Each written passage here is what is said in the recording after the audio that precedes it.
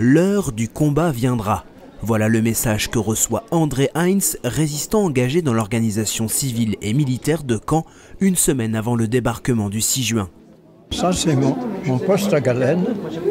C'était pour pouvoir entendre l'Angleterre qui, tous les jours, donnait des nouvelles. C'était très important parce qu'évidemment, ils ne racontaient pas la même chose que les Allemands. Une radio soigneusement dissimulée dans un pot d'épinards qui lui permet de recevoir mais aussi de transmettre des informations aux Alliés.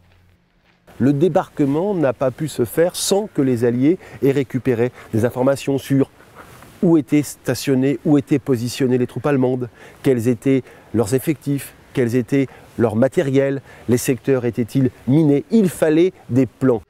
Autre figure de la résistance en Normandie, Léa Vion. Directrice de la maternité abritée au château de Bénouville, elle tient une position stratégique à quelques kilomètres des plages. C'est elle qui fournira de précieuses informations, notamment en ce qui concerne les positions allemandes. L'action de résistante de Léa Vion est multiple, elle est multiforme, parce qu'elle correspond réellement à ce que faisait la résistance. Il s'agit parfois de récupérer des parachutistes. Une résistance normande aux nombreux visages, renseigner et cacher les soldats ne sont pas les seules missions.